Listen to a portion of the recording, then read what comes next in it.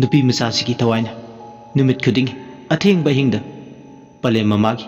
कू लेबियु HYBE Y साइदुना नुमिदांग खुदिंग अथेंगबदा कोइ चल थादोय लवाइ लुतोन साले हौजिक्तदा मीना हाइनबा लिनबा वारीदुगी बाब हौजिक्तदा ओरकले कू लेबियु हाइब वाई सिना मागी लौसिंग ओइरे हौजिक्ति वारी सिंगबु किसी थोलपो मतमसिदा मिहुल थाउन सुखित्र करमननो नुपी मचासिदगी नाथैरगा चटकेदुन खनबदा अवाबा मने अंगांग नुपी मचादुदी पोरक सोनबगु मचिनदुदा लेपा लेतना सोले इने अखै मागी कू लेबियु असुम तौदुना ले तांजादुदा कदाइदगिनो खंगौदे कूमा सोरो सोरो लाक्तना लैमाइदुदा मथंदा सिट सिटुना नुपी मचादुना लैबा मपादु तमना संचिल्ले मधु उबदा थादोइगी मिलदो मागी थबोंबिदगी चोंथोकिबदोंना फावे कूदु नुपी मचादुगी खोंगदु हेग यौबगा तुमिन्ना लैख्रे कूदु येंगा नुपी मचादुना हिंगनिंगना कपलगा अदुगा हाइरे इमा नंगी कू यौरले लाओ कू मनुंगसिदा यातारो ला नचाना इमागी अरोइबु मथौ मंगा पांथोक्लगे इमा असुमने हाइबगा ट्रोली मथक्ता असीब हक्चांगुम यतादुना लैबा सरु पोलागदो मसा मतंता फुकलाउना हुगुचरे मदो अदुगा कू मनुंगदुदा संगसिलगा हेबख्रे निंगाइदना असुमना तौबुदा उबदा अमदी मया कादुना लेरे कीबना नि थादोय मतमदुदा थादोय इनेगी बेमा नंगबु कायदा लैगेने कौबुगी मखोल तारे ngसाइदगी अकीबना चिनबा लेंग पुंबा फोचन बदोंग लैरुरबा थादोय दो माबु कौबु तारलबदा मासु खंगे माबु कौलिबसे मागी मनी अदुनु मासु मनी तानबा लाव इने आई सिदा लैये असुमने लाउन खुंबदु ताबदा अंगांग नुपी मचादुगी थवाइ मिरेल अदुना याम साउना थादोय येंगना खुदोमिदु थिल्लगा हाइरे अहिंग बदोसे अमतने नखोइना असीबा अखोइगी मिचंगदा कैदोंनुंगदा लेपते असी हायगा नुपी मचादुना लाउरे तंजादुदा थादोइगी मनी बबिता नुपी अमगा सिक्योरिटी अमगा खुत्ता टॉर्च लाइट पाइदुना लाए मसिंग याम्बा अनी अहुमदगी ताइबुंग मिसिंग लाकपगी साहुम फंगबदा अंगांग नुपी मचादुगी थवाइ मिरेलदो मफमदुदगी मांखरे लाइबुक फबा हाइगद्रा थादोइना वखल नुंगाइदना चटखिबा माइकेदु उहोबा खंगौबा यावदगी माग असुमदा चटखि हाइबगी पाउ मनी बबितादा तमदगी हलक मंद्रबदुदा सिक्योरिटी दा ताकला थीबा थोलकपने मराइबुक फबदे माग थेंगनारे ngसाइ कबली थादोइना कपतुना सोंगी डेंजर थाबा माइकेदुदा संखि नुआइदुना मखोइगे बेट थांगना लेबी राधिकाना कौजबने थादोइबु अदुबु थादोइदि वखल नुंगाइतबा हेमनखिबना थादोइबु राधिकाना कौबदो ताखिदबने राधिकाना पाउ तंबदगे हुजिक्ति बबिताना मतम लेंगे सिंथुंगना कोइना चतुना माबु फंगनबा थिरकपने राधिकाना करेक्ट तोमाल मखोंदगिनि मामोन नुपिनि मासु मनुम चाथोकपा मगे अनाबगी सेवा लाकपने राधिकासु थादोइगे सही लोंगाने हौजिक्ति मचिंग लैबना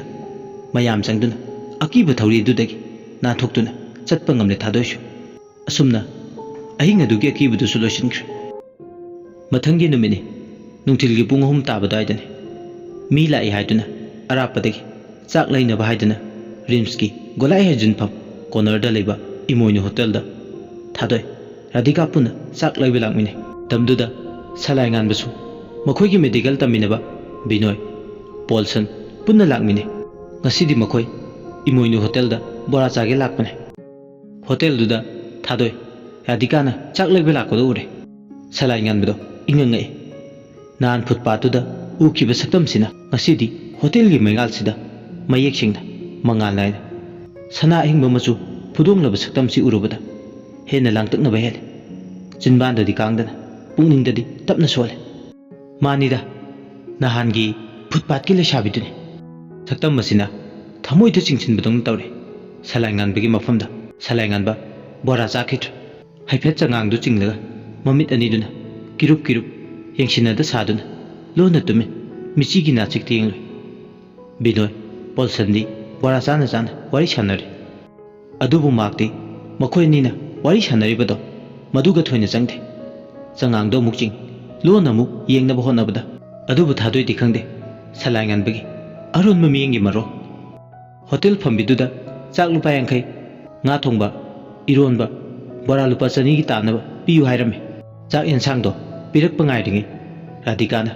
ꯑꯀꯣꯏꯕꯗꯨꯗ ꯍꯥꯏꯐꯦꯠ ꯌꯦꯡꯊꯣꯛꯂꯨꯕꯗ ꯐꯟꯁꯥꯡꯗ ꯅꯨꯄꯥ 3ꯈꯛ ꯆꯥ ꯕꯣꯔꯥ ꯆꯥꯅ ꯆꯥꯅ ꯑꯍꯨꯝꯗꯨꯒꯤ ꯃꯔꯛꯇ ꯑꯃꯅ ꯌꯦꯡꯁꯤꯟꯅꯗ ꯁꯥꯗꯨꯅ ꯂꯣꯟꯅ ꯇꯨꯃꯤꯟ ꯌꯦꯡꯂꯛꯈꯤꯕꯗꯨ ꯎꯔꯦ ꯃꯗꯨ ꯎꯕꯗ ꯔꯥꯙꯤꯀꯥꯗꯤ ꯈꯪꯂꯦ ꯍꯥꯏꯁ ꯃꯁꯤꯒꯤ ꯅꯨꯄꯥ ꯁꯛꯈꯪꯗꯕꯁꯤꯒꯤ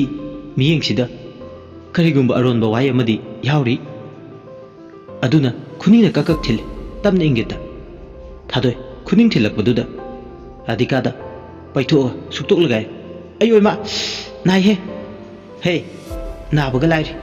ꯌꯦꯡꯉꯨꯇꯨ ꯀꯩꯅꯣꯝꯃ ꯑꯁꯤ ꯍꯥꯏꯔꯒ ꯃꯤꯆꯤꯅ ꯏꯪꯒꯤꯠ ꯇꯧꯋꯦ ꯏꯪꯒꯤꯠ ꯇꯧꯔꯤꯕꯗꯨꯅ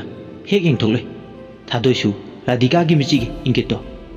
ꯍꯦꯛ ꯌꯦꯡꯊꯣꯛꯂꯨꯕꯒ ꯃꯤꯆꯥꯟꯅꯔꯨꯏ ꯊꯥꯗꯣꯏ ꯁꯂꯥꯏ ꯉꯥꯟꯕ ꯃꯉꯣꯟꯗ ꯃꯨꯟꯅ ꯌꯦꯡꯗꯨꯅ ꯂꯩꯔꯝꯕ ꯀꯩꯕꯨꯜꯒꯤ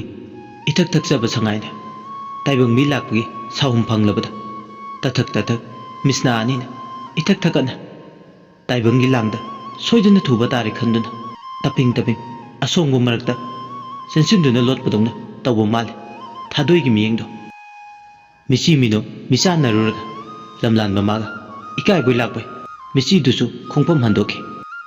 ꯒꯣꯂꯥꯏ ꯂꯩꯐꯝ ꯂꯩꯇꯕ ꯊꯩꯗꯣꯛ ꯊꯩꯖꯤꯟ ꯌꯥꯗꯕ ꯃꯤꯠꯌꯦꯡ ꯃꯍꯥꯛꯅꯤ ꯅꯥꯟꯊꯣꯛꯇꯨꯅ ꯆꯦꯟꯕ ꯉꯝꯗꯕ ꯑꯁꯤꯒꯨꯝꯕ ꯃꯌꯥ ꯀꯜꯂꯕ ꯃꯤꯠꯌꯦꯡ ꯑꯃꯅ ꯃꯥꯒꯤ ꯊꯃꯣꯏꯗ ꯆꯥꯊꯠꯈ꯭ꯔꯦ ꯃꯤꯒꯤ ꯃꯤꯃꯥꯟꯅꯗꯕꯤ ꯄꯨꯟꯁꯤ ꯑꯃꯅꯤ ꯈꯟꯅ ꯍꯤꯡꯖꯔꯤꯕꯤ ꯃꯍꯥꯛꯅꯤ ꯃꯄꯨꯟꯁꯤꯗ ꯅꯨꯡꯁꯤꯕ ꯀꯔꯤꯅꯣ ꯃꯁꯛ ꯈꯪꯗꯕꯤ ꯃꯍꯥꯛꯅꯤ ꯑꯗꯨꯕꯨ ꯉꯁꯤꯗꯤ ꯃꯤꯠꯌꯦꯡꯁꯤꯅ ꯀꯌꯥꯗ ꯃꯥꯒꯤ ꯊꯃꯣꯏꯕꯨ ꯃꯤꯄꯥꯏꯍꯜꯂꯕ ꯅꯨꯃꯤꯠ ꯂꯩꯁꯨ ꯅꯠꯇꯦ ꯃꯣꯗꯣ ꯂꯩꯁꯨ ꯅꯠꯇꯦ ꯅꯥꯇꯣꯟ ꯆꯥꯕꯤ ꯀꯨꯔꯥꯎ ꯃꯄꯥꯜꯅꯤ ꯈꯟꯖꯔꯤꯕ ꯃꯥꯒꯤ ꯊꯃꯣꯏꯗ ꯀꯔꯝꯕ ꯃꯤꯇꯥꯡ ꯃꯈꯣꯏꯃꯨꯅꯣ ꯂꯩꯍꯤ ꯆꯦꯟꯗꯕ ꯂꯩꯔꯥꯡꯒꯤ ꯂꯩꯀꯥꯗ ꯉꯪꯂꯔꯤꯕ ꯈꯜꯂꯨꯕꯗ ꯍꯨꯃꯥꯡ ꯀꯥꯡꯉꯤ ꯇꯨꯃꯤꯟ ꯃꯃꯤꯠꯇꯣ ꯈꯥꯡꯅ ꯁꯥꯕꯗꯨꯗ ꯄꯩꯔꯞ ꯌꯦꯡꯉꯤ ꯁꯂꯥꯏ ꯉꯥꯟꯕꯁꯨ ꯊꯥꯗꯣꯏꯅ ꯃꯥꯒꯤ ꯃꯤꯠꯌꯦꯡꯗꯣ ꯎꯈ꯭ꯔꯦ ꯈꯟꯗꯨꯅ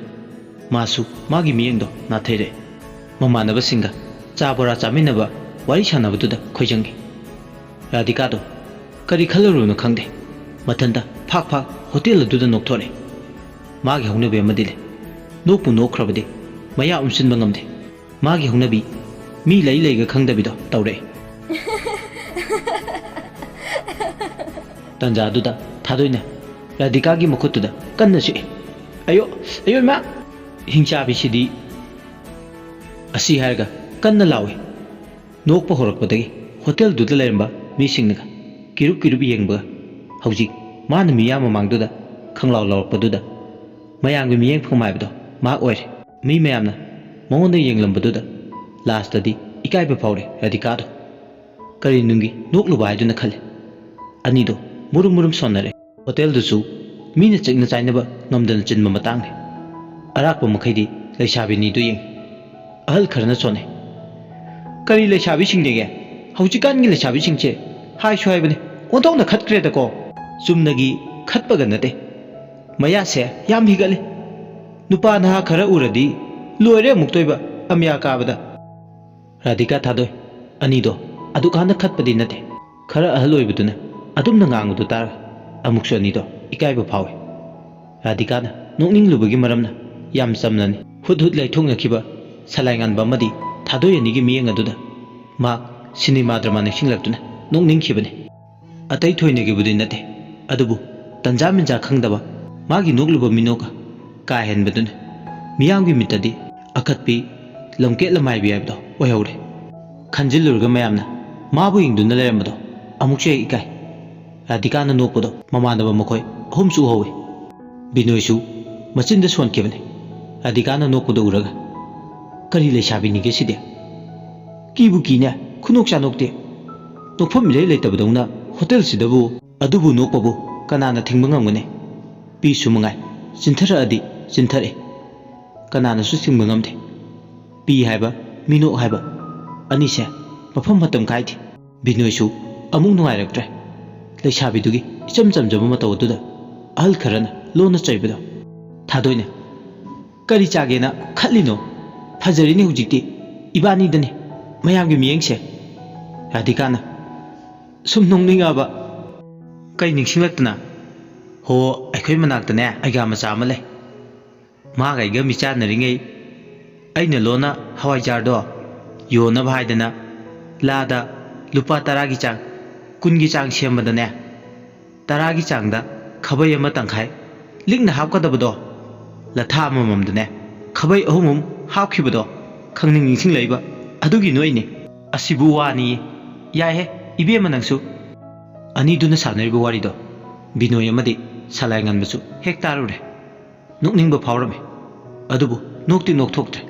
haina hotel gi miyoina makhoi ani gi cha ensa yomlaga piri paisa duna matai werap counter da alama phamlibdo maduda pirame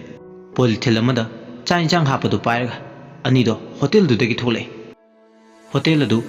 footpath mapaga tainana phambo hotel amane footpath mapadu hek yorakpada kari wakhal dagi no khangde ngasai mongonda lon englaba sakhangdaba lamlan baduda amuktang di yengninglam lon haipet yengge haiduna yengsinada saduna thadoi haipetang lon onthoklaga yengthore phansangda matai werap phamlaga leiba salai nganbaga hek michanarure michanarbo mikupta thadoi miholdo dangdang chongi tan gaibi pukningni phaki bese nong toresu ngangningbago ngangninglagle nungsi se nungsi mayekta asini magi thamoida phawri salai nganbasu mifam hongba ngamdana thadobi yengduna le awubana ngawi akhangbana tawngambini soidana pauthokini ani dugi sajato langban mera ngaibi kwak leicharo karigi nangdi sajibuda laisa tamde laibra nangisu matam laisa tambagi pukning mana mayol chongmadi mafam matam naibra asumne yengle khujinna muksile radikana thadoigi ayo ma sire hinjabi khangbra nangna ngasaidagi siibdo aidi kayam narangmane ado heman khre nangi sidi ho yare khare yengadi thadoi ikaiba phawre warakpa ngamogdraba thamoidu masagi masana maral yajar michi lamket pisina kadaidano sathai jaluriba sakangdaba lamlamna pakhangsida karigi lona yengluriba adubu lona yengmani khallaga mina wawa lawiramne khallubada ikai hengoi sangi lamhenbi miyengse karamna warakani khalle asumna nga amu khanjane khanna dum tunghanna yengduna laibadi adabnina mamangolga mu yengnengna makhoi ki chatfam topa lambi duda yengnengna aduma hospital do yongnu balai salanganba mamana bani duga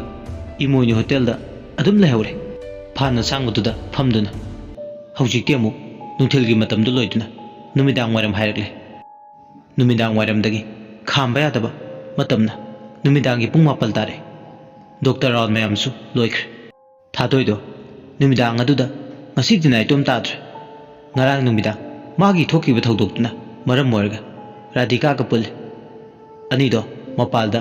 phaksang ama tharga corridor masi ka chnoirab aduda mortin coil ama tharga punsiga awa nungai wari chane radhika su anabagi sebala su magi machi ambalikana hena maipuna na pui amaromda thadoisu matomtana mapagi sebadu tawi ani do corridor masi duda numidangi chak tokloba matu wari sanana ngasai gi hotel gi thodok do ningsinglaga munoi matamgi chelnadi chenthare pung 4 dagi 13 makai tare ani do ngasidi mi ataisu mapalda tharga tumnabagum tumlasi ainare ngasidi makhoi gi mani madol thokpa singsu khara lai adun manungda le hore ka hena manungda leiba yadabnina haujikti thadoi harau numidang aduda numit chupa warubagi masado kokomon ga tainabaga si kai tumne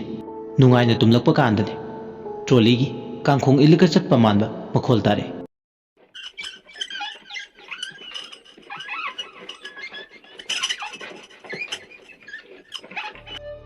makhoina tumliba mapadugi hek thangnaba kaadudagini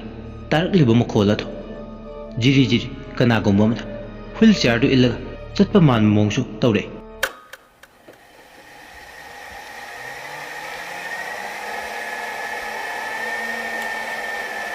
radhika du tumlambadagi makeup thokle ꯃꯍꯥꯛꯅ ꯃꯤꯀꯞ ꯊꯣꯛꯂꯛꯄꯗ ꯐꯛꯂꯥꯡ ꯃꯔꯨꯝꯗꯨꯗꯒꯤ wheel chair ꯑꯃꯗ ꯃꯤ ꯑꯃꯒꯤ ꯃꯈꯣꯡ ꯍꯦꯟꯗꯣꯛꯂꯒ ꯐꯝꯃꯒ ꯂꯩꯕ ꯃꯥꯟꯕꯒꯤ ꯃꯑꯣꯡꯗ ꯎꯔꯦ꯫ ꯃꯈꯣꯡꯇꯃꯛꯅꯦ ꯎꯔꯤꯕ ꯍꯨꯏꯜ ꯆꯤꯌꯥꯔꯗꯨꯗ꯫ ꯃꯤꯗꯨꯒꯤ ꯃꯁꯥꯗꯨꯗꯤ ꯐꯨꯜꯂꯨꯕꯗꯤ ꯅꯠꯇꯦ, ꯈꯣꯡꯗꯨꯗ ꯇꯣꯉꯥꯟꯅ ꯇꯥꯔꯒ ꯂꯩꯕꯗꯨꯗꯅꯤ ꯎꯔꯤꯕ꯫ ꯍꯨꯏꯜ ꯆꯤꯌꯥꯔꯗꯨꯒꯤ ꯆꯀꯥ ꯑꯅꯤꯗꯣ ꯎꯔꯨ ꯎꯔꯨ ꯎꯪꯉꯤ, ꯇꯧꯕꯇꯕꯨ ꯃꯆꯤ ꯁꯨꯛꯂꯦꯡ ꯂꯦꯡꯗꯦ꯫ ꯑꯁꯤ ꯈꯛꯇꯅꯤ ꯔꯥꯙꯤꯀꯥ ꯃꯤꯠ ꯀꯨꯞꯇꯈꯩ ꯐꯛꯂꯥꯡ ꯇꯪꯈꯥꯏꯅ ꯈꯨꯝꯖꯤꯟꯈ꯭ꯔꯕ ꯁꯛꯇꯝꯅ ꯂꯣꯠꯈ꯭ꯔꯁꯨ ꯈꯣꯡ ꯑꯅꯤꯗꯨꯗ ꯇꯣꯉꯥꯟ ꯇꯥꯅ ꯂꯩꯔꯤꯕꯗꯣ ꯃꯍꯥꯛ ꯃꯤꯠ ꯀꯨꯞꯇꯉꯩ ꯌꯦꯡꯉꯤ꯫ ꯇꯨꯝꯂꯨꯕꯗꯒꯤ ꯍꯧꯒꯠꯂꯛꯄ ꯇꯟꯖꯥꯗꯨꯗ ꯑꯃꯨꯛꯀ ꯍꯦꯟꯅ ꯃꯃꯤꯠ ꯑꯅꯤꯗꯣ ꯅꯣꯏꯔꯒ ꯌꯦꯡꯉꯤ꯫ ꯑꯁꯨꯝꯅ ꯇꯧꯔꯤꯉꯩ ꯇꯥꯂꯛ ꯑꯗꯨꯗ ꯑꯃꯨꯛ ꯅꯥꯁꯣꯟꯗ ꯃꯤ ꯑꯅꯤ ꯐꯛꯂꯥꯡ ꯃꯔꯨꯝꯗꯨꯗ ꯃꯨꯔꯨ ꯃꯨꯔꯨ ꯁꯣꯟꯅꯔꯒ ꯋꯥꯔꯤ ꯁꯥꯟꯅꯔꯒ ꯂꯩꯕꯗꯧꯅ ꯇꯧꯕ ꯁꯥꯃꯤꯟ ꯑꯃꯨꯛ ꯐꯪꯂꯛꯑꯦ꯫ ꯔꯥꯙꯤꯀꯥꯁꯨ ꯏꯉꯛ ꯉꯛꯅ ꯌꯦꯡꯗꯨꯅ ꯂꯩ꯫ ꯇꯨꯝꯗꯨꯅ ꯂꯩꯕꯤ ꯊꯥꯗꯣꯏꯕꯨ ꯃꯁꯥ ꯅꯣꯝꯗꯨꯅ ꯍꯧꯗꯣꯛꯏ꯫ ꯔꯥꯙꯤꯀꯥ ꯅꯥꯁꯣꯟ ꯄꯤꯛꯅ "ꯊꯥꯗꯣꯏ, ꯊꯥꯗꯣꯏ, ꯊꯥꯗꯣꯏ" ꯑꯁꯤ ꯍꯥꯏꯔꯒ ꯃꯁꯥꯗꯨ ꯅꯣꯝꯃꯦ꯫ ꯑꯗꯨꯝꯅ ꯇꯧꯕꯗꯒꯤ ꯇꯨꯝꯂꯝꯕꯗꯒꯤ ꯃꯤꯀꯞ ꯈꯪꯇꯣꯛ ꯊꯥꯗꯣꯏ꯫ ꯃꯁꯥꯗꯨ ꯍꯩꯅꯗꯕꯒꯨꯝ ꯇꯨꯝꯂꯨꯕꯗꯒꯤ ꯃꯃꯤꯠ ꯑꯅꯤꯗꯣ ꯇꯞꯅ ꯄꯥꯡꯊꯣꯔꯛꯑꯦ꯫ "ꯀꯩꯗꯧꯔꯒꯦ ꯔꯥꯙꯤꯀꯥ? ꯌꯥꯝ ꯀꯟꯅ ꯉꯥꯡꯅꯣ, ꯇꯞꯅ ꯉꯥꯡꯉꯣ." ꯔꯥꯙꯤꯀꯥꯒꯤ ꯃꯇꯧ ꯑꯗꯨꯗ ꯊꯥꯗꯣꯏꯁꯨ ꯈꯣꯟ ꯑꯗꯨ ꯇꯞꯊꯈ꯭ꯔꯦ꯫ "ꯀꯩꯗꯧꯔꯒꯦ ꯍꯥꯏꯕ?" ꯑꯁꯤꯗ ꯍꯥꯏꯔꯒ ꯈꯨꯠ ꯑꯗꯨ ꯊꯤꯜꯂꯤ꯫ ꯍꯨꯏꯜ ꯆꯤꯌꯥꯔꯗ ꯈꯣꯡ ꯑꯅꯤꯈꯛ ꯂꯩꯔꯤꯕꯗꯣ ꯊꯤꯟꯗꯨꯅ ꯇꯥꯛꯑꯦ꯫ ꯑꯗꯨꯝꯅ ꯍꯦꯛ ꯇꯥꯛꯄꯒ ꯃꯥꯁꯨ ꯃꯃꯤꯠ ꯑꯅꯤꯗꯣ ꯅꯣꯏꯔꯗꯨꯅ ꯌꯦꯡꯉꯤ꯫ ꯎꯔꯦ ꯍꯨꯏꯜ ꯆꯤꯌꯥꯔ꯫ ꯃꯗꯨ ꯎꯕꯗ ꯉꯔꯥꯡ ꯑꯍꯤꯡꯒꯤ ꯊꯧꯗꯣꯛꯇꯣ ꯅꯤꯡꯁꯤꯡꯂꯛꯏ꯫ ꯊꯥꯗꯣꯏꯅ "ꯔꯥꯙꯤꯀꯥ, ꯑꯁꯤꯒꯤ ꯍꯨꯏꯜ ꯆꯤꯌꯥꯔꯁꯤꯅꯦ ꯑꯩꯅ ꯉꯔꯥꯡ ꯅꯨꯃꯤꯗꯥꯡ ꯑꯊꯦꯡꯕꯗ ꯊꯦꯡꯅꯕꯗꯣ꯫ ꯑꯁꯤ ꯏꯆꯝ ꯆꯝꯕ ꯃꯤꯒꯤ ꯅꯠꯇꯦ, ꯇꯝꯅꯔꯤꯅꯤ, ꯑꯩꯈꯣꯏꯗ ꯑꯀꯤ ꯑꯈꯪ ꯄꯤꯔꯤꯅꯤ ꯃꯥꯒꯤꯁꯦ." ꯊꯥꯗꯣꯏꯒꯤ ꯋꯥꯗꯨ ꯇꯥꯕꯗ ꯂꯋꯥꯏ ꯂꯨꯇꯣꯟ ꯁꯝꯗꯣ ꯆꯞ ꯆꯞ ꯌꯨꯡꯉꯤ꯫ ꯔꯥꯙꯤꯀꯥꯗꯣ ꯁꯣꯔ ꯆꯥꯎꯅ ꯆꯥꯎꯅ ꯍꯣꯜꯂꯦ꯫ ꯔꯥꯙꯤꯀꯥꯅ "ꯃꯤꯅ ꯍꯥꯏꯅꯕ ꯍꯣꯁꯄꯤꯇꯥꯜ ꯇꯝꯅꯩ ꯍꯥꯏꯕꯗꯣ ꯆꯨꯝꯂꯦꯗꯅ?" ꯑꯅꯤꯗꯣ ꯑꯋꯥꯏꯈꯨꯝ ꯇꯧꯅꯔꯦ꯫ "ꯃꯐꯝꯁꯦ ꯇꯝꯅꯩ, ꯑꯩ ꯏꯁꯥꯃꯛ ꯈꯪꯈ꯭ꯔꯕꯅꯤ." "ꯀꯤꯖꯩ ꯍꯥꯏꯕ ꯅꯪꯕꯣ ꯊꯥꯗꯣꯏ, ꯃꯤ ꯃꯁꯛꯁꯨ ꯐꯖꯅ ꯎꯕ ꯅꯠꯇꯦ, ꯍꯨꯏꯜ ꯆꯤꯌꯥꯔ ꯑꯁꯤꯗ ꯃꯈꯣꯡ ꯑꯁꯤꯗ ꯌꯥꯟꯊꯗꯨꯅ ꯂꯩꯕ ꯑꯣꯏ." ꯑꯁꯨꯝꯅ ꯃꯈꯣꯏ ꯑꯅꯤꯗꯣ ꯍꯥꯏꯅꯔꯤꯉꯩ ꯇꯟꯖꯥ ꯑꯗꯨꯗ ꯈꯣꯡ ꯌꯥꯟꯊꯗꯨꯅ ꯂꯩꯕ ꯃꯁꯛ ꯃꯁꯥ ꯈꯪꯗꯕꯗꯣ ꯍꯧꯖꯤꯛꯇꯤ ꯐꯨꯛ ꯂꯥꯎꯅ ꯍꯧꯒꯠꯂꯛꯑꯦ꯫ ꯍꯦꯛ ꯍꯧꯒꯠꯂꯛꯄꯗ ꯉꯁꯥꯏꯈꯩ ꯐꯨꯜ ꯑꯣꯏꯅ ꯎꯔꯝꯗꯕ ꯃꯁꯛꯇꯣ ꯍꯧꯖꯤꯛꯇꯤ ꯎꯕ ꯐꯪꯂꯦ꯫ ꯊꯥꯗꯣꯏꯅ ꯊꯦꯡꯅꯈꯤꯕꯤ ꯑꯉꯥꯡ ꯅꯨꯄꯤ ꯃꯆꯥꯗꯣ ꯑꯣꯏꯔꯝꯃꯦ꯫ ꯃꯉꯣꯟꯗ ꯇꯥꯟꯅꯔꯛꯈꯤꯕꯗꯣ ꯃꯥꯗꯤ ꯅꯨꯄꯤ ꯃꯆꯥꯗꯣ ꯎꯕꯗ ꯁ꯭ꯋꯥꯏ ꯂꯥꯎꯏ꯫ ꯅꯨꯄꯤ ꯃꯆꯥꯗꯣ ꯑꯅꯥꯕ ꯊꯝꯕ ꯋꯥꯠꯂꯣꯝꯗ ꯆꯪꯁꯤꯟꯈ꯭ꯔꯦ ꯃꯈꯣꯏ ꯑꯅꯤꯒꯤ ꯃꯤꯃꯥꯡꯃꯛꯇꯗ꯫ ꯑꯗꯨꯒ ꯃꯤꯀꯨꯞ ꯈꯔ ꯀꯥꯟꯅꯔꯒ ꯅꯨꯄꯤ ꯑꯃ ꯑꯉꯥꯡꯗꯨꯅ ꯋꯥꯠ ꯃꯅꯨꯡꯗꯒꯤ ꯈꯨꯠ ꯁꯝꯗꯨꯅ ꯄꯨꯊꯣꯔꯛꯂꯦ꯫ ꯃꯈꯣꯏ ꯑꯅꯤꯗꯤ ꯇꯧꯔꯤꯕ ꯃꯇꯧ ꯑꯗꯨꯗ ꯇꯨ ꯈ꯭ꯌꯥꯎ ꯈ꯭ꯌꯥꯎ ꯆꯨꯡꯕ ꯍꯧꯔꯛꯏ꯫ ꯑꯗꯨꯒ ꯋꯥꯔꯤ ꯁꯥꯟꯅꯩ꯫ "ꯑꯁꯤꯗꯤ ꯅꯥꯗꯨꯅ ꯂꯩꯕꯤ ꯏꯅꯦ ꯇꯥꯃꯨ ꯅꯠꯇ꯭ꯔꯣ?" "ꯃꯥꯅꯦ, ꯏꯅꯦ ꯇꯥꯃꯨꯅꯤ꯫ ꯁꯤꯕꯨ ꯑꯣꯏꯊꯣꯛꯄ ꯌꯥꯕ꯭ꯔꯥꯅꯦ? ꯑꯉꯥꯡꯁꯤꯗꯤ ꯊꯋꯥꯏꯅꯤ, ꯊꯋꯥꯏ ꯑꯁꯤꯒ ꯃꯇꯧ ꯀꯔꯝꯅ ꯑꯍꯤꯡꯕ ꯃꯥꯒ ꯂꯣꯏꯅꯗꯨꯅ ꯆꯠꯀꯅꯤ? ꯈꯪꯗ꯭ꯔꯦ ꯇꯧꯔꯤꯁꯦ, ꯀꯔꯤ ꯃꯇꯧꯅꯣ? ꯑꯝꯇ ꯀꯧꯔꯒ ꯌꯦꯡꯁꯤꯔꯥ ꯊꯥꯗꯣꯏ?" "ꯔꯥꯙꯤꯀꯥ, ꯑꯉꯥꯡꯁꯤ ꯇꯝꯅ ꯂꯥꯏꯅꯤ, ꯑꯩꯗꯤ ꯈꯨꯊꯤꯈ꯭ꯔꯕꯅꯤ ꯉꯔꯥꯡꯇ." "ꯍꯣꯏꯅꯦ ꯊꯥꯗꯣꯏ, ꯀꯤꯕꯗꯨꯝ ꯐꯥꯎꯔꯦ ꯇꯧꯔꯤꯁꯦ꯫ ꯏꯅꯦ ꯇꯥꯃꯨꯁꯦ ꯑꯃꯨꯛ ꯗꯣꯁꯥ ꯇꯥꯔꯗꯤ ꯑꯝꯇ ꯀꯧꯔꯒ ꯌꯦꯡꯁꯤꯕ?" ꯑꯁꯨꯝꯅꯅꯤꯗ ꯍꯥꯏꯅꯦ꯫ "ꯏꯅꯦ ꯇꯥꯃꯨ, ꯏꯅꯦ ꯇꯥꯃꯨ, ꯍꯣ ꯏꯅꯦ ꯇꯥꯃꯨ." ꯑꯗꯨꯕꯨ ꯀꯧꯔꯁꯨ ꯇꯥꯗꯦ꯫ ꯃꯈꯣꯏ ꯑꯅꯤꯅ ꯀꯧꯔꯤꯕꯗꯣ ꯏꯅꯦ ꯇꯥꯃꯨꯗꯤ ꯑꯉꯥꯡ ꯅꯨꯄꯤ ꯃꯆꯥꯗꯨ ꯍꯨꯏꯜ ꯆꯤꯌꯥꯔꯗꯨ ꯇꯣꯡꯍꯜꯂꯒ ꯃꯥꯅ ꯏꯟꯗꯨꯅ ꯃꯈꯥ ꯊꯪꯕ ꯃꯥꯏꯀꯩꯗꯨꯗ ꯆꯠꯈꯤ꯫ ꯑꯔꯣꯏꯕꯗ ꯏꯅꯦ ꯇꯥꯃꯨꯗꯣ ꯃꯈꯣꯏ ꯑꯅꯤꯗ ꯍꯥꯏꯐꯦꯠꯇꯪ ꯑꯔꯣꯏꯕ ꯑꯣꯏꯅ ꯄꯤꯔꯣꯏꯅꯕ ꯃꯤꯠꯌꯦꯡꯗ ꯌꯦꯡꯂꯝꯃꯒ ꯃꯈꯥ ꯃꯥꯏꯀꯩꯗ ꯆꯠꯈ꯭ꯔꯦ꯫ ꯑꯅꯤꯗꯨꯗꯤ ꯀꯔꯤꯅꯣ ꯇꯧꯔꯤꯕ ꯃꯇꯧꯁꯦ ꯍꯥꯏꯗꯨꯅ ꯏꯉꯛ ꯉꯛꯅ ꯌꯦꯡꯗꯨꯅ ꯂꯩ꯫ ꯑꯁꯨꯝꯅ ꯇꯧꯔꯤꯉꯩ ꯇꯟꯖꯥꯗꯨꯗ ꯋꯥꯠ ꯃꯅꯨꯡꯗꯒꯤ ꯀꯞꯂ ꯂꯥꯎꯅꯕꯒꯤ ꯃꯈꯣꯜ ꯇꯥꯔꯛꯑꯦ꯫ ꯀꯅꯥ ꯀꯩꯗꯧꯕ ꯌꯥꯎꯔꯕꯅꯣ ꯍꯥꯏꯗꯨꯅ ꯑꯅꯤꯗꯣ ꯋꯥꯠ ꯃꯅꯨꯡꯗ ꯆꯦꯟꯁꯤꯜꯂꯛꯑꯦ꯫ ꯆꯦꯟꯁꯤꯜꯂꯛꯄ ꯃꯇꯝꯗꯗꯤ ꯏꯅꯦ ꯇꯥꯃꯨꯗꯣ ꯁꯤꯔꯒ ꯂꯩꯔꯝꯂꯦ꯫ ꯀꯦꯟꯁꯔꯒꯤ ꯂꯥꯟꯐꯝꯗ ꯃꯥꯏꯊꯤꯗꯨꯅ ꯄꯨꯟꯁꯤ ꯆꯦꯡꯖꯦꯜ ꯂꯣꯏꯔꯗꯨꯅ ꯇꯥꯏꯕꯪꯄꯥꯜ ꯊꯥꯗꯣꯛꯈ꯭ꯔꯦ꯫ ꯑꯃꯨꯛ ꯍꯟꯅ ꯃꯥꯒꯤ ꯃꯁꯛꯇꯨ ꯎꯠꯂꯛꯈꯤꯗ꯭ꯔꯦ꯫ ꯑꯅꯤꯗꯨꯗꯤ ꯏꯉꯛ ꯉꯛꯅ ꯌꯦꯡꯗꯨꯅ ꯂꯩ꯫ ꯍꯧꯖꯤꯛꯇꯗ ꯈꯪꯂꯛꯑꯦ ꯃꯈꯣꯏ ꯑꯅꯤꯅ ꯉꯁꯥꯏ ꯎꯈꯤꯕꯗꯣ ꯏꯅꯦ ꯇꯃꯨꯒꯤ ꯊꯋꯥꯏꯅꯤ ꯑꯉꯥꯡ ꯅꯨꯄꯤ ꯃꯆꯥꯗꯨꯒꯤ ꯊꯋꯥꯏꯗꯨꯅꯤ ꯇꯃꯨꯕꯨ ꯁꯤꯔꯝꯗꯥꯏꯒꯤ ꯃꯤꯀꯨꯞꯇ ꯂꯧꯕ ꯂꯥꯛꯄ ꯑꯣꯏꯔꯝꯃꯤ ꯈꯜꯂꯨꯕꯗ ꯑꯀꯤꯕꯅ ꯄꯤꯛ ꯊꯜꯂꯤ ꯔꯥꯙꯤꯀꯥꯒ ꯊꯥꯗꯣꯏꯒ ꯃꯈꯣꯏ ꯑꯅꯤꯒꯤ ꯄꯨꯛꯅꯤꯡꯗ ꯃꯔꯣꯜ ꯑꯃꯗꯤ ꯂꯣꯜꯂꯤ ꯑꯅꯤꯗꯣ ꯃꯃꯤꯠꯇ ꯌꯦꯡꯅꯩ ꯋꯥꯗꯤ ꯑꯝꯇ ꯉꯥꯡꯅꯗꯦ ꯇꯨꯃꯤꯟ ꯂꯣꯏ ꯂꯩꯅꯩ ꯍꯣꯏ ꯃꯥꯏ ꯍꯥꯏꯅꯗꯦ ꯃꯌꯥꯝꯗꯨꯅ ꯀꯞꯅ ꯂꯥꯎꯅꯕꯒꯤ ꯃꯔꯛꯇ ꯑꯅꯤꯗꯣ ꯀꯞꯄꯒ ꯆꯪꯈꯤꯗ꯭ꯔꯦ ꯋꯥꯈꯜꯗꯤ ꯅꯨꯡꯉꯥꯏꯖꯔꯝꯗꯦ ꯑꯀꯤꯕ ꯄꯥꯈꯠꯄ ꯊꯛꯀꯠꯄꯗꯨꯅ ꯃꯁꯥ ꯄꯨꯝꯕ ꯄꯨꯟꯁꯤꯟꯈꯤꯕꯅ ꯍꯣꯏ ꯃꯥꯏ ꯍꯥꯏꯕ ꯆꯪꯈꯤꯗꯕꯅꯤ ꯑꯀꯤꯕꯅ ꯃꯌꯥ ꯀꯟꯈꯤꯕꯅ ꯋꯥ ꯑꯝꯇ ꯍꯥꯏꯕ ꯉꯝꯗꯦ ꯇꯨꯃꯤꯟ ꯀꯞꯂ ꯂꯥꯎꯅꯕꯒꯤ ꯃꯔꯛꯇ ꯑꯗꯨꯃꯛ ꯌꯦꯡꯗꯨꯅ ꯂꯩ ꯍꯣꯏ ꯃꯥꯏ ꯍꯥꯏꯗꯦ ꯃꯃꯤꯠꯃꯛꯅ ꯎꯍꯧꯕꯗꯨꯅ ꯇꯨꯃꯤꯟ ꯂꯩ ꯄꯤꯔꯣꯏꯅꯕ ꯃꯤꯠꯌꯦꯡꯅ ꯇꯃꯨꯒꯤ ꯊꯋꯥꯏꯅ ꯑꯔꯣꯏꯕ ꯑꯣꯏꯅ ꯄꯤꯔꯣꯏꯅꯕ ꯃꯤꯠꯌꯦꯡꯅ ꯌꯦꯡꯂꯝꯕꯗꯣ ꯑꯗꯨꯅ ꯇꯨꯃꯤꯟ ꯇꯥꯁꯤꯜꯂꯒ ꯂꯩ ꯁꯤꯔꯤꯕ ꯏꯃꯨꯡꯗꯨꯒꯤ ꯃꯤꯑꯣꯏꯁꯤꯡꯁꯤꯅ ꯇꯦꯡꯊꯥꯅ ꯀꯞꯂꯤ ꯑꯁꯤꯕꯇꯅ ꯃꯥꯡꯖꯩ ꯑꯁꯤꯕꯒꯤ ꯈꯌꯥꯠꯇ ꯅꯣꯡꯃ ꯅꯠꯇ꯭ꯔꯒ ꯅꯣꯡꯃꯗꯤ ꯇꯥꯒꯗꯕ ꯉꯥꯛꯇꯅꯤ ꯑꯗꯨꯅ ꯑꯁꯤꯕꯒꯤ ꯈꯌꯥꯠꯇ ꯊꯦꯡꯒꯦꯔ ꯉꯟꯒꯦꯔ ꯃꯤꯑꯣꯏꯕꯒꯤ ꯂꯥꯏꯕꯛꯇ ꯅꯣꯡꯃ ꯅꯠꯇ꯭ꯔꯒ ꯅꯣꯡꯃꯗꯤ ꯇꯝꯗꯨꯅ ꯂꯩꯈ꯭ꯔꯕꯅꯤ ꯑꯁꯤꯕꯕꯨ ꯅꯥꯊꯩꯒ ꯆꯦꯟꯕꯗꯤ ꯀꯅꯥꯁꯨ ꯉꯝꯗꯦ ꯑꯇꯣꯡ ꯑꯀꯨꯠ ꯅꯥꯏꯕ ꯃꯤꯑꯣꯏꯕꯒꯤ ꯄꯨꯟꯁꯤ ꯂꯝꯕꯤꯗ ꯈꯣꯡꯆꯠ ꯑꯃ ꯂꯣꯏꯔꯛꯄ ꯃꯇꯝꯗ ꯑꯁꯤꯕꯅ ꯄꯟꯊꯨꯡꯒꯤꯗꯃꯛ ꯉꯥꯏꯗꯨꯅ ꯂꯩꯕ ꯍꯧꯅꯁꯥꯅꯤ ꯑꯍꯤꯡꯗꯨꯗ ꯀꯞꯂꯤ ꯅꯤꯡꯉꯝꯗꯕꯒꯤ ꯊꯃꯣꯏ ꯁꯣꯛꯄꯒꯤ ꯊꯋꯥꯏ ꯌꯥꯎꯗ꯭ꯔꯕ ꯍꯛꯆꯥꯡ ꯑꯗꯨ ꯇꯃꯨꯒꯤ ꯐꯤ ꯑꯉꯧꯕꯅ ꯀꯨꯞꯇꯨꯅ ꯂꯩꯔꯤꯕꯗꯣ ꯃꯤꯐꯝ ꯍꯣꯡꯕ ꯉꯝꯗꯅ ꯌꯦꯡꯗꯨꯅ ꯂꯩ ꯉꯁꯥꯏꯒꯤꯗꯣ ꯑꯃꯨꯛ ꯅꯤꯡꯁꯤꯡꯂꯨꯔꯒ ꯈꯜꯂꯤ ꯁꯤꯔꯝꯗꯥꯏꯒꯤ ꯑꯣꯏꯔ ꯃꯥꯜꯂꯦ ꯊꯋꯥꯏ ꯑꯗꯨ ꯂꯧꯕ ꯂꯥꯛꯄ ꯍꯨꯏꯜ ꯆꯤꯌꯥꯔꯒꯤ ꯑꯉꯥꯡꯗꯨꯁꯨ ꯖꯣꯝꯒꯤꯗꯨ ꯅꯠꯇ꯭ꯔꯒꯅ ꯑꯁꯤꯕ ꯂꯥꯏ ꯑꯣꯏꯔꯖꯥꯠꯂ ꯁꯣꯏꯗꯅ ꯑꯅꯤꯁꯤꯒꯤ ꯃꯅꯨꯡꯗ ꯑꯃ ꯑꯣꯏꯒꯅꯤ ꯔꯥꯙꯤꯀꯥ ꯑꯃꯗꯤ ꯊꯥꯗꯣꯏ ꯇꯨꯃꯤꯟꯅ ꯆꯤꯕꯣꯟ ꯉꯥꯡꯅꯔꯦ ꯑꯩꯗꯤ ꯉꯁꯤꯒꯤ ꯊꯧꯗꯣꯛꯁꯦ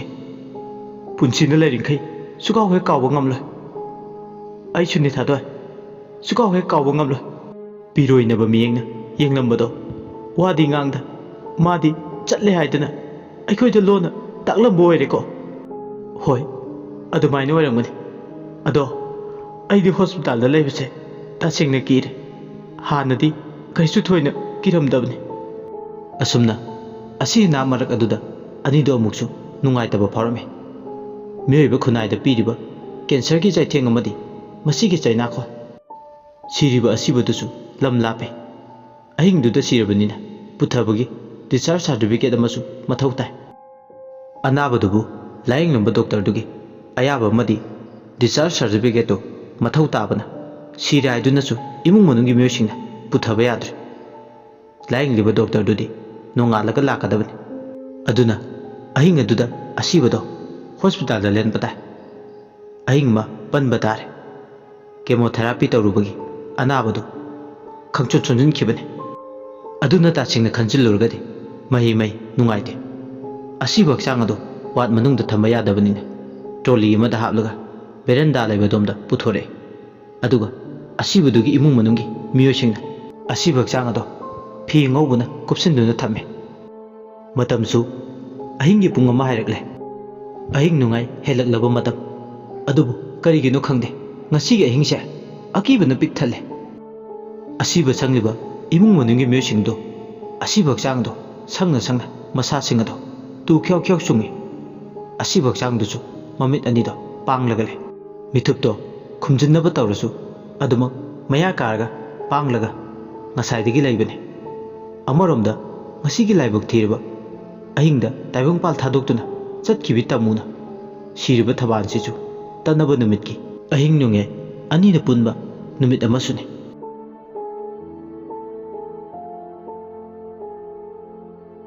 ꯋꯥꯔꯤꯁꯤꯒꯤ 19ꯁꯨꯕ ꯏꯄꯤꯁꯣꯗ ꯃꯇꯥꯡ ꯑꯁꯤꯗ ꯂꯣꯏꯁꯤꯟꯖꯔꯦ ꯃꯌꯥꯝꯅ ꯋꯥꯔꯤꯁꯤꯕꯨ ꯇꯥꯕꯤꯔꯒ ꯑꯗꯣꯝꯒꯤ ꯃꯣꯠ ꯑꯗꯨ ꯀꯃꯦꯟꯇꯗ ꯊꯝꯕꯤꯔꯝꯃꯨ ꯂꯣꯏꯁꯤꯜꯂꯛꯄꯗ ꯃꯌꯥꯝꯕꯨ ꯏꯀꯣꯛꯅꯣꯅ ꯑꯃꯨꯛ ꯍꯟꯅ ꯈꯨꯔꯨꯝꯖꯔꯤ